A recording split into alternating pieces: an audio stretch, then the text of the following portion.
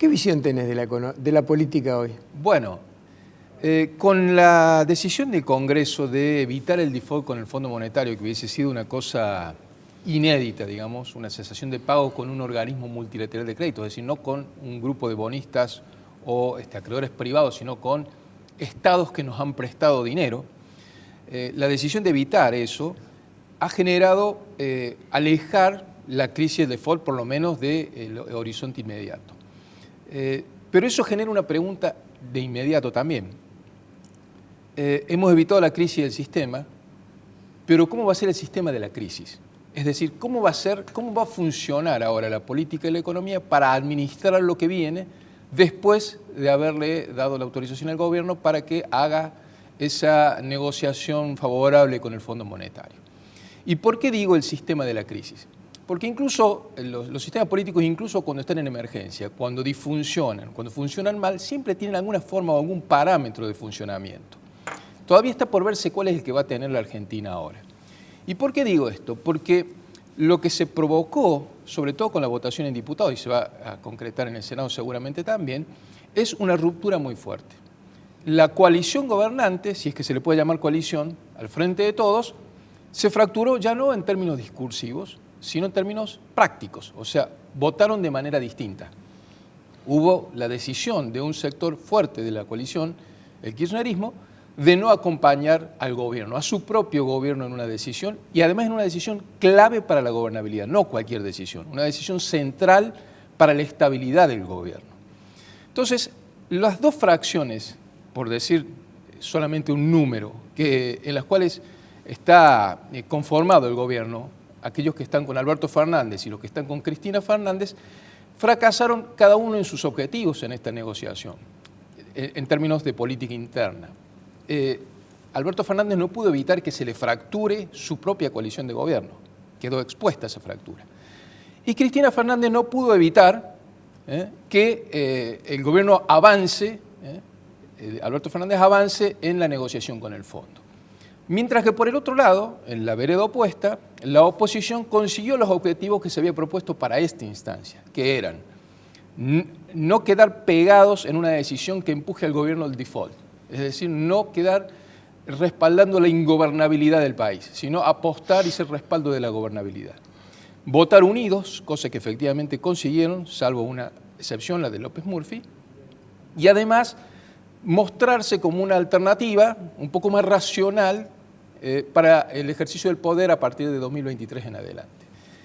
Esta fisura o fractura en el frente de todos y este éxito coyuntural de Juntos por el Cambio en esta instancia concreta que fue la negociación con el Fondo Monetario Internacional redefine lo que va a ser la transición de acá hasta 2023. Hay cosas que quedan en duda. Por ejemplo, ¿cómo se va a administrar a partir de ahora esa ruptura interna dentro del frente de todos? ¿Cómo queda el gobierno después de esto? Alberto Fernández logró que no lo empujen al abismo, que hubiese sido la declaración del default. Pero ahora tiene que seguir gobernando con lo mismo que siempre tuvo. Y habiendo tenido que recurrir al apoyo de la oposición en el momento más difícil, que se lo dio a la oposición a ese respaldo, ese apoyo. Ya había tenido una crisis parecida, ¿te acordás? Cuando Cristina le empujó medio gabinete. Bueno, tuvo que acostumbrarse a convivir con eso. Ahora va a tener que convivir con una decisión política de Cristina de abstraerse como si fuese oficialismo y oposición al mismo tiempo. Es decir, tiene todos los beneficios del gobierno, entre otros, por ejemplo, el manejo de algunas cajas importantes del Estado, diría las más importantes, el PAMI, el ANSES, Aerolíneas Argentinas, por decir algunos, y al mismo tiempo se posiciona en un tono y en un discurso y en una práctica de oposición. Y por el otro lado, Juntos por el Cambio, tiene el desafío de ver cómo continúa en esta estrategia de no fisurarse, mantenerse unido, pese a que tiene un archipiélago de voces distintas internamente, y mostrarse como alternativa de poder hacia adelante. Todo esto en un contexto donde, habiendo cerrado el acuerdo con el fondo, recién empieza el abordaje a los problemas reales de la economía, el ajuste. Recién empieza la introducción de medidas o la ejecución de medidas comprometidas con el Fondo Monetario que sí o sí van a implicar ajuste. Hablamos del subsidio, de la reducción de subsidios a la energía, que incluso aplicando el parámetro que ya se acordó con el fondo se va a quedar corto, fruto del contexto global, de suba de la energía por la guerra en Ucrania. El saldo de la balanza comercial esperable en el acuerdo hay que ver si se concreta, hay que ver si efectivamente lo que logra Argentina obtener vía la mejora en los precios de sus productos exportables se compensa o no con el aumento de sus importaciones energéticas. Lo más probable es que quede en rojo. Hay que ver si se logra el objetivo de acumulación de reservas que se ha acordado con el Fondo Monetario, si se puede ir acomodando la reducción del déficit y de qué manera. Y hay una suerte de validación trimestral que está acordada con el fondo para saber si es que efectivamente esos objetivos se van cumpliendo. Es decir, todavía comienza la parte más dura del ajuste con esta situación política que está en reconfiguración. El Frente de Todos fracturado y Juntos por el Cambio unido, pero frente a una realidad social y económica que va a comenzar a tener momentos de ebullición. Yo, si no me equivoco, creo que el primer pedido de préstamo al fondo fue en el 59 con Frondizi, creo. Desde ese año 59 hasta el presente, creo que Argentina jamás cumplió nada. Pienso que todos los objetivos que planteó el fondo y que Argentina aceptó, no creo que pueda cumplir ninguno, ni las reservas, ni la caída de la inflación. No pienso que lo pueda hacer, máximo un gobierno que es populista y que está apuntando ya a ver cómo se salva en el 2023. En Estados Unidos, la época que yo estuve trabajando, vos agarrás un republicano y un demócrata, y dentro del Partido Demócrata tenés tipos que están cercanos al Partido Comunista y otros que son más republicanos que demócratas. Y lo mismo pasa en el Partido Republicano. Es decir, que las diferencias que puede haber en el Frente de Todos entre extremistas como la Cámpora o el Instituto Patria con los albertistas más conservadores existen también en otros lugares del mundo, evidentemente. Ahora, y acá viene la pregunta, Edgardo, ¿vos creés que esta división que se produce podría estar alentando los pensamientos de los que rodean a Alberto Fernández para que se tire a la candidatura del 2023? Yo creo que sin lugar a dudas Alberto Fernández puede llegar a confundirse, ya lo ha hecho porque ha hecho un discurso donde dijo que este era su primer mandato, y creer que esto efectivamente lo fortalece en la perspectiva de una eventual reelección. Yo creo que eso sería un error drástico, otro error drástico de lectura política de Alberto Fernández. Es lo primero que tiene que tener en cuenta. Cuidado que no es el único que se confunde. He visto algunos colegas, por ejemplo, leía la columna de Ernesto Tenenbaum, que se confunden de la misma manera, ¿no?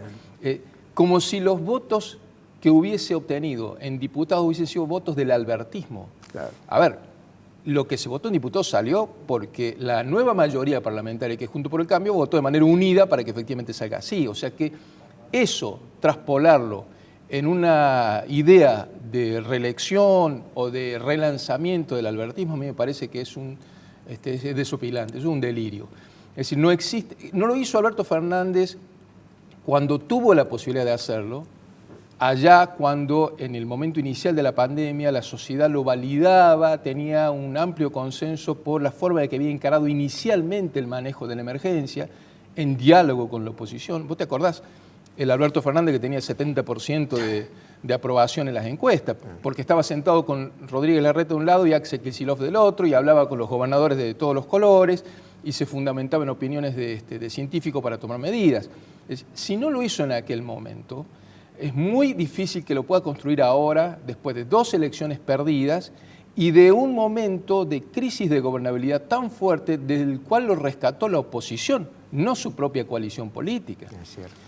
Acá hay un tema seguramente que va a ser motivo de mucha discusión en los próximos días, es la continuidad o no de Martín Guzmán.